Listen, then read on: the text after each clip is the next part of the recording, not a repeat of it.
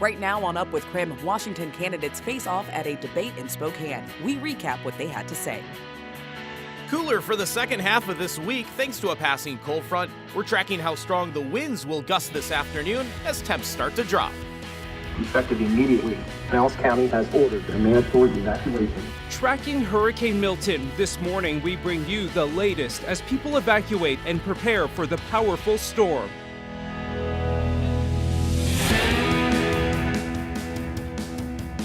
Up with KREM begins now.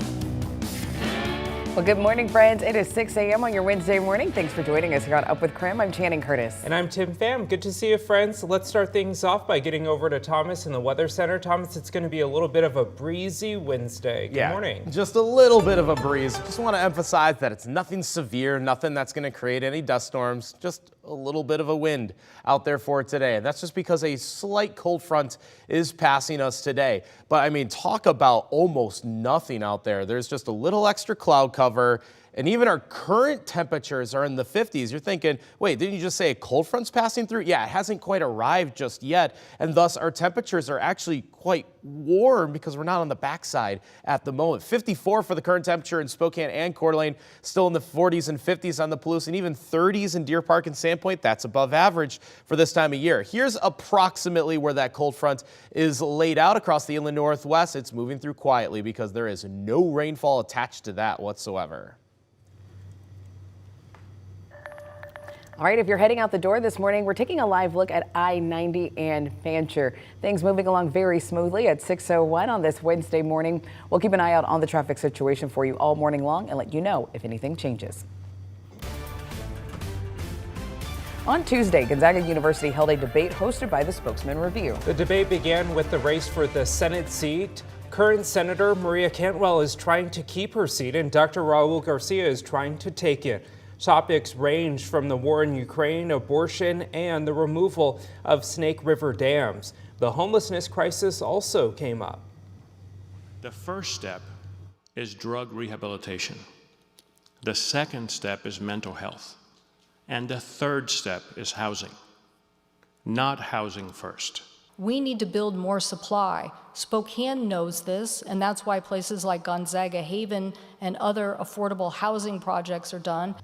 The candidates running to fill the 5th congressional district seat also faced off. Candidates Michael Baumgartner and Carmilla Conroy answered questions ranging from inflation, student loans, and abortion. I definitely believe that the Congress of the United States should restore, with national legislation, the right of women to make choices about their own bodies. When I read the Constitution, it clearly says that things that are not prescribed in the Constitution belong to the states. I frankly just don't think that abortion was thought of by the founders. I don't think it's in the Constitutions. I think it's a state issue. Now, we will hear more from the 5th Congressional District candidates again later this month. As KREM 2 is hosting a 5th District congressional debate, Carmilla Conroy and Michael Baumgartner will be here in the KREM 2 studio on Wednesday, October 30th.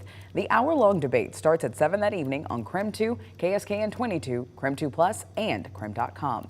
And next week, I will be moderating the Spokane NAACP Candidate Forum in Town Hall. Al French and Molly Marshall, the candidates vying for the Spokane County Commissioner seat, will answer questions. Then 5th District Congressional candidate Carmilla Conroy and Washington State Legislative 3rd District candidate Natasha Hill will participate in a town hall discussion. Their challengers either had a scheduling conflict or declined the invitation altogether. The event at the Spokane Central Library begins at 6 p.m. The time now is 6:04. Let's take a look at today's top stories. Changes are coming to how the city of Spokane is providing warming centers this winter.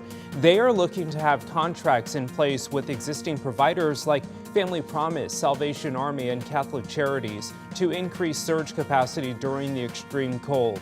The city says they will save money by not having to staff new warming shelters. By utilizing existing services and providers, we could activate November 1 if it was cold.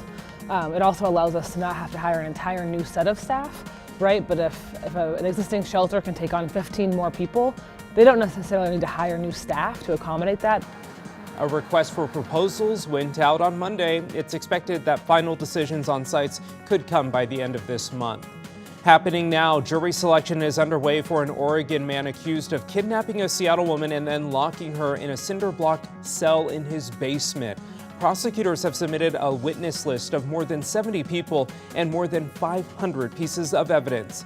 The FBI says Nagazi Zuberi posed as an undercover officer, kidnapped a woman, and then sexually assaulted her during the 450-mile drive to his Southern Oregon home. The trial is set to last 3 weeks. Zuberi has pleaded not guilty. Continuing coverage this morning, the Supreme Court signaled it is likely to uphold the ATF's rule to regulate ghost gun kits. Ghost guns, of course, are homemade firearms without a serial number and are put together with a kit. The ATF treats these guns like commercial firearms, requiring background checks and sales records. The High Court's decision is expected by next summer. That's a look at this morning's top stories. The Sprague Union District is hosting Autumn on the Ave this weekend. KREM 2's Brandon T. Jones is there for us this morning. Brandon, you've been learning a lot more about this event, so tell us a little bit more about what we can expect. Good morning.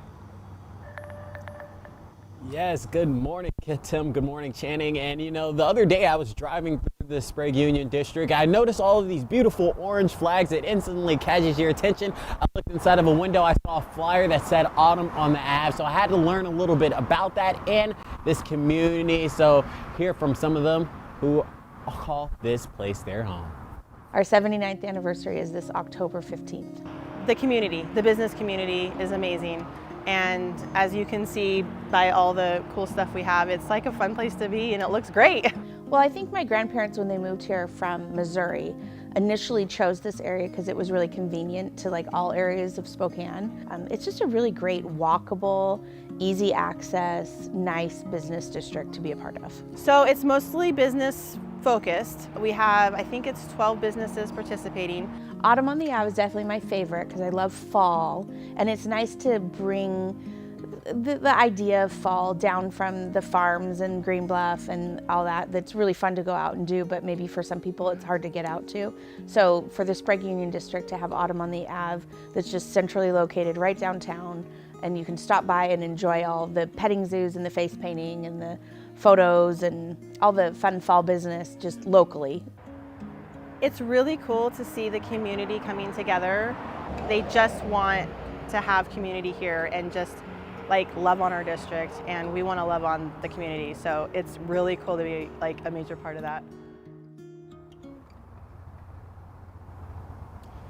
So if you're ready to get into that fall mood, this seems like the perfect opportunity to do that, and also to support some local businesses along with Autumn on the Ave. They're going to have a $1,000 shop hop giveaway, so you may be able to make some money as well coming down here. But for now, reporting live at the Sprague Union District, Brandon T. Jones, KREM 2 News. Thank you very much, Brandon. At 6:08, not as cold this morning. Our current temperatures are in the 50s, which for October, that is quite warm. Again, relatively speaking out there. You even saw Brandon just with the lighter long sleeve shirt to do him good for this morning. And again, something you might want to shed for this afternoon, though it won't be quite as warm compared to yesterday, where yesterday was 77. Today I'm going 69 for the high temperature as a cold front passes through. A lot of upper 60s on the map here, but we are going to have way more days in the 70s. That's right, we are far from done with the 70s because both this weekend and most of next week still trending that warm. And now we're starting to get into the territory of record high temperatures, of which we will show you how that compares to record highs coming up in my full forecast. Mandatory evacuations ordered as Hurricane Milton approaches. In the next 4 minutes, what we know less than 24 hours before the storm is expected to make landfall.